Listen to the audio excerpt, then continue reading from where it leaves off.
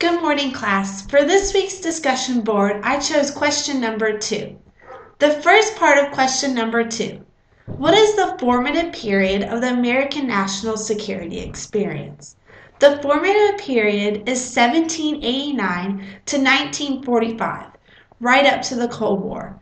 It is a time in American history with the lowest levels of threat as far as national security took place. Wars did take place.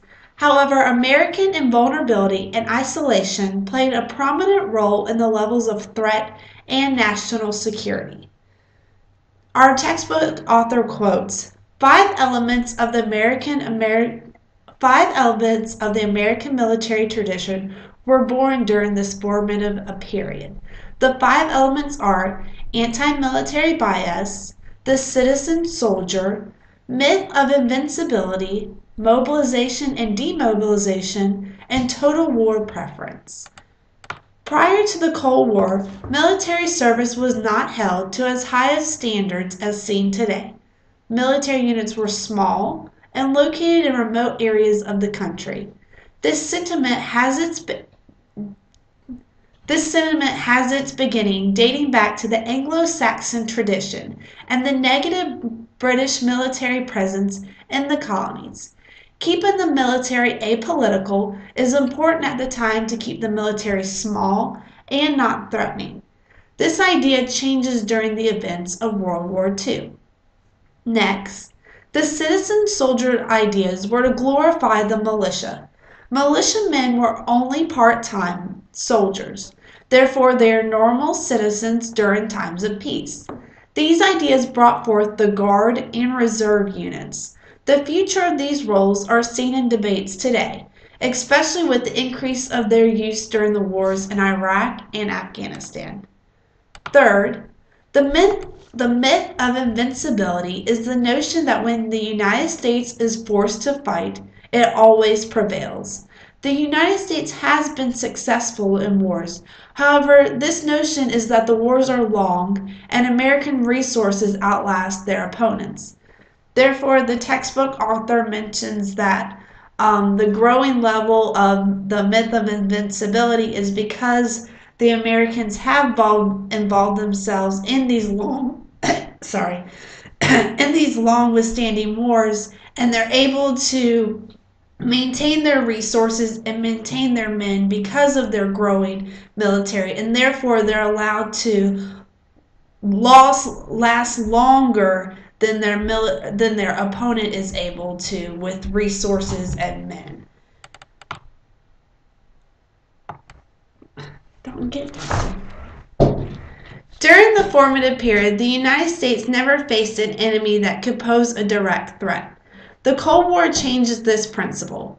Mobilization and demobilization were so immediate that as soon as the war was over, the military would return to civilian life. In the Iraq and Afghanistan wars, it is unknown if the military will ever return back to civilian life. The purpose of total war is to overthrow the enemy's government. For instance, the destruction of the Confederate Army during the American Civil War and the overthrow of the German government during World War II. Modern war is not as simple, because in total war, the objective is to force the government to stop doing something. The most enduring, and then the last part of the question asked which has been the most enduring and which have changed the most and why. In my opinion, the most enduring has been the myth of invincibility, because we still believe our military is far greater than any other military, and we believe we are still capable of prevailing during any military war. And I think this also leads to Americans believing, I think this also helps Americans in believing that we're able to win wars and achieve what we want to achieve as long as we keep this idea of invincibility. I believe it actually helps us in prevailing and in gaining public sentiment during times of war, to push on and keep going on and fighting for the end results of this war.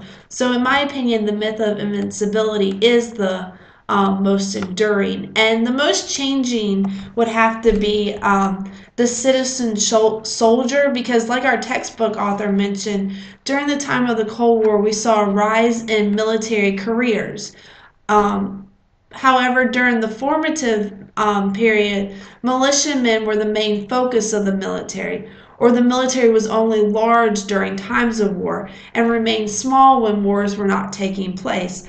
However, we have definitely gone away from this idea of militiamen, and we have military that men that have long withstanding careers within the military.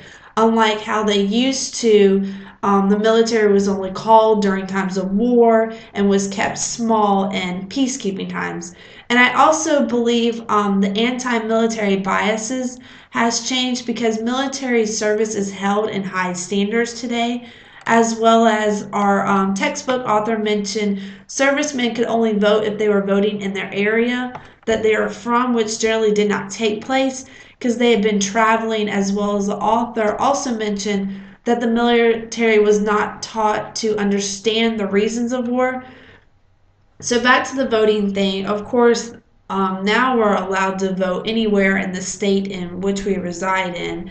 And then he also mentioned the reasons of war, um, that the military and the militiamen did not understand these reasons of war because it was not their job to understand the reason of war. However, I believe now the military helps define the reasons of war because we have jobs that are created in the military not only to fight but help to define these reasons of war. For instance, we have military intelligence officers who gather military intelligence, and the information they gather are to help define the reasons of war and explain the reasons of war.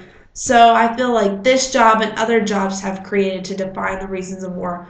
Unlike during the formative period, the men weren't really allowed to know the reason of war. They weren't taught what the reasons of war were. They were just taught to be the militiamen or the Minutemen and to go out and get the job done, and then that was it. So thank you for watching my post this week, and I'd love to hear your comments and your feedback. Thanks again.